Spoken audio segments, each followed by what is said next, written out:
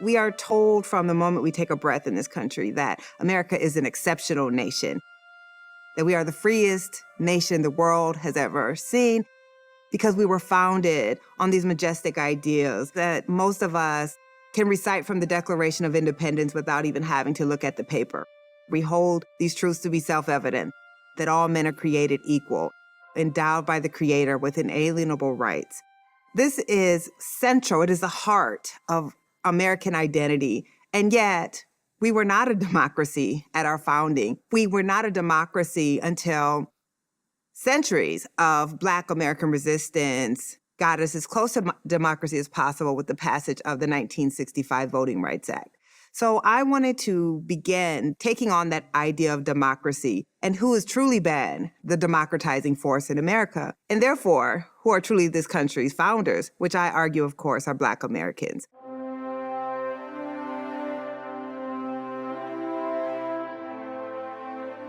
My name is Nikole Hannah-Jones, and I'm a staff writer at the New York Times Magazine. I am a veteran journalist who has been writing and investigating racial inequality and the way that it is maintained through official policy and action for the last 2 decades. I am the creator of the 1619 Project. The 1619 Project was a multi-platform effort to commemorate the 400th anniversary of the first Africans being sold into the colony of Virginia. That anniversary was August of 2019, and so we released a special issue of the magazine, an entire special section of the newspaper, as well as a podcast. And the purpose of that was to really show that the date 1619 had been largely obscured from the American narrative, and yet it's one of the most foundational dates in American history because that marks the beginning of American slavery. And so much of our modern institutions, everything from capitalism to the music we listen to our politics, even to our congested highway systems, can be traced back to that moment in 1619 and the legacy of American slavery. So as the creator of the 1619 Project, I knew that probably the most important essay, the essay that had to open the project, would be an essay on democracy. It would be an essay that was really looking at the unparalleled role that Black Americans have played in establishing democracy in our country. Most of us acknowledge that Black labor built some wealth in our country, but we actually played a much more unparalleled role. It was more than our brute labor. It was the idea of democracy and forcing our country to actually live up to its founding ideas. And that's what the essay on democracy in the 1619 Project that I wrote is really about. It's a journey taking us through how Black people have been the perfecters of American democracy, even though we don't get that credit. I begin the essay, therefore, with my father and this flag. I talk about as a high school student how my father, a military veteran, a man born into racial apartheid in Greenwood, Mississippi, flies his flag in our front yard. And I don't know how tall the flagpole was, but as a kid, it seemed like it was the tallest thing in our city. And I didn't understand how my dad could have this kind of outward patriotism for a country that never treated Black people as full citizens. So I start with that image for a couple of reasons. We have seen throughout history Black Americans trying to wrap themselves in the American flag as they are trying to demand their civil rights, their basic rights, and their rights of citizenship. If you think of every protest movement, you see Black people holding up American flags, wrapping the American flag around their bodies. We have to show that we are worthy of citizenship of our own country. Black lives matter! Black lives matter! Black lives matter! Black lives matter! Black lives matter! Black lives matter! Black lives matter! Black lives matter! Black lives matter! Black lives matter! Black lives matter! Black lives matter! Black lives matter! So I wanted to start with that image because I think it's an image that all Americans can connect to. It was an image that I hoped would disarm people into getting into what was going to be a very difficult essay about the hypocrisy of this country and the hypocrisy of our founding. And I also wanted to show my own grappling with the idea of patriotism, that Black people have always, of course, had a very difficult relationship with our own country and these ideas of patriotism, a very conflicted relationship. We are American, of course. Slavery ensured we have no other country we can claim besides America. And yet, we have had to fight every moment of our lives in order to be recognized as citizens. So I really wanted to tackle this conflicted sense of what does patriotism look like, who has ownership over the American story, and what is the role that we as Black people have played in this country. And so that's why I started with the flag, and that's also why I took on this very idea of democracy.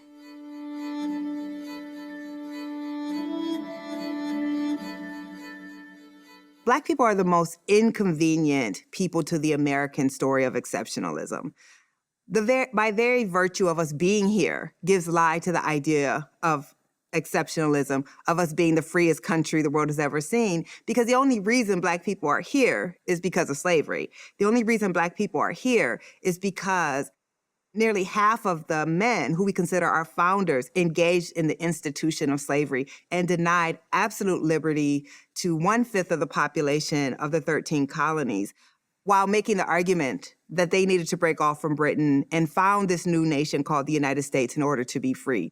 So, of course, Black people are not going to be central to the stories of democracy in a country built on anti-democracy and actually slavery when it came to Black folks. When we look at the way that we have been taught to think about Black Americans, it has always been to treat Black people as a problem, that we are problematic, untrustworthy, lazy people who are somehow deserving of the conditions that we're in. This is a way to justify this founding hypocrisy of being a nation founded on the ideas of liberty and the practice of slavery. It is the least surprising thing that when we talk about American democracy, we don't talk about Black people in the unparalleled role. We can look as recently as this generation we call the greatest generation, the World War II generation, where ostensibly we were sending soldiers abroad to liberate and bring democracy back to Europe. And those soldiers, if they were Black, didn't enjoy democracy back home. In fact, they returned to a country that was violently depressing democracy for its Black citizens. And actually, Black soldiers were in peril when they dared to wear their uniforms in America, the uniforms that had been welcomed abroad when they were treated as liberators. So we can't really grapple with this mythologizing around America and then deal honestly with Black Americans and the role that Black people have played, which is Black people read those words in our founding documents that were not meant to apply to them, but they said, we believe that these words apply to us, and we are going to fight this country against our own country to make those words true for all Americans. And that's the role Black people have always played and continue to play.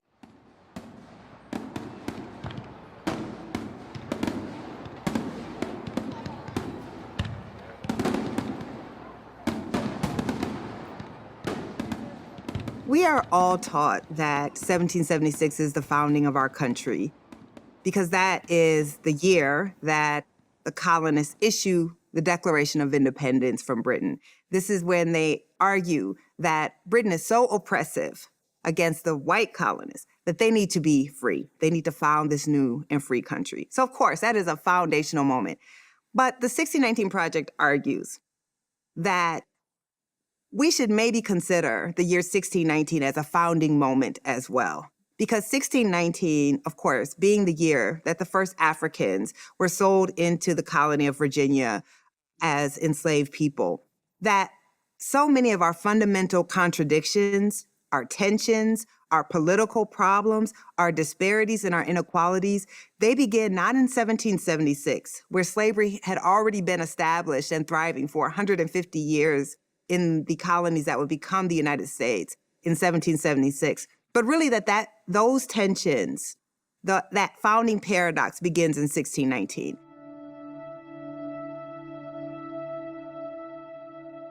What's important to understand when we talk about American slavery is one argument we hear all the time is, well, slavery is a very ancient institution, and lots of societies practice slavery. And that is true. But racial slavery was a distinct form of slavery that had not really existed in the world. And in fact, Historian David Blight argues that there have only ever been 5 slave societies in the history of the world. What chattel slavery did was it wasn't merely about we have captured someone in war, and as punishment, we're going to enslave them. It was a slavery that was heritable, meaning you were born into slavery, you inherited your enslaved status from your mother, and you would die into slavery, and every generation after you would be born into slavery and live in slavery and never know freedom. It was race-based. Never in the history of the world was slavery based simply on what race you were. Chattel slavery meant that you were no longer a human being. You were property that could be bought and sold at whim, that could be used as a mortgage, as collateral, that could be gifted. You had no rights in society whatsoever. You existed outside of the body politic. Some people consider chattel slavery to be what's called a social death, in that you have all of these human beings who have no role in society any different than the cattle that these people also owned. That was a unique and singularly barbaric form of slavery. And for 250 years in this country, even before we were a country, generations and generations of Black people were born into a system of slavery where they never had a hope to be free, where they never had a hope to have the protection of the law, where they never had a hope to be able to acquire wealth or property for 250 years. That type of slavery did not exist in the world.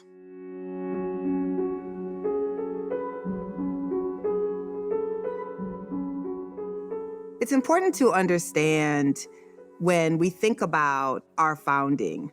One of the things we hear a lot is, well, those were men of their times, and we can't judge them based on the morals of today. So it should be clear, there was never a time where people did not understand that buying and selling human beings was wrong. They were willing to do it because of the great profits that could be made, but they understood that it was wrong. And our founders understood that it was wrong. They understood that the hypocrisy of making arguments for liberty, of drafting a Declaration of Independence that calls for the inalienable God-given rights of all men, and drafting a Constitution that guaranteed rights to all men.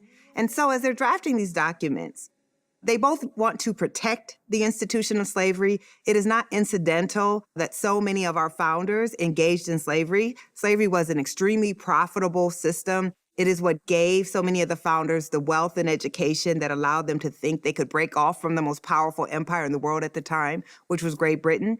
So they needed to protect their property and financial interests, but they didn't want to create the world's first written constitution, one that argued for the rights of men, and enshrine that hypocrisy of denying all rights to 1/5 of the population in that founding document. So they found ways to do it without mentioning slavery. When we've all been taught about the 3/5 compromise. The 3/5 compromise is how to apportion congressional representation based on population, when in many parts of the American South, large segments of the population, in some places like South Carolina, the majority of the population were enslaved people who could not vote, who could not exercise politics, and yet the Southern colonists wanted those people to count when it came to getting seats in Congress that would give them more political power. So the 3/5 compromise is, how do you count enslaved people when you are assigning representatives to different states? It never mentions the word slavery. There are several other places dealing with how do you put down insurrections. For instance, the Second Amendment, when it talks about insurrections and the right to bear arms, those insurrections are the insurrections of people who were enslaved, who were following the lead of the revolutionaries and taking up arms against their oppressors as well. So there are at least 5 different passages in the Constitution that explicitly deal with the issue of slavery and yet never mention the word. They are trying to cover up their sin while they're also protecting their greatest financial assets. So in fact, the first time that you see the word slavery or slaves mentioned in the Constitution is in the 13th Amendment after the Civil War, and that is because the 13th Amendment abolishes slavery, but you never see the word in the Constitution before that.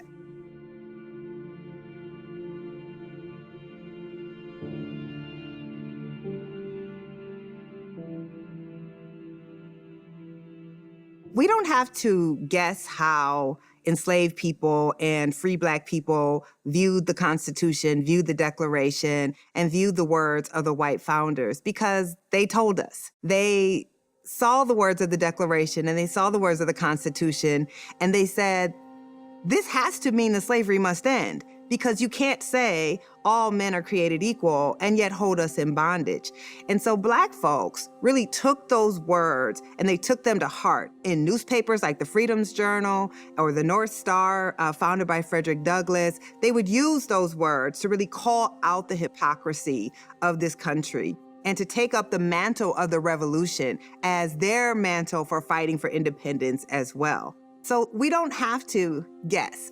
The reason Black people have long been this nation's most ardent freedom fighters, is they saw that glaring hypocrisy and they were determined to use the words of our founders against this country in order to try to force it to live up to its highest ideals.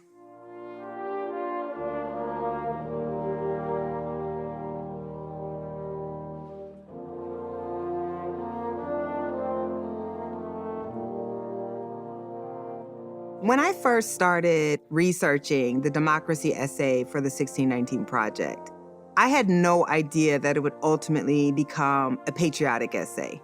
A lot of people have asked me, when did I come to understand why my dad would fly this American flag for a country that didn't treat Black people as full citizens?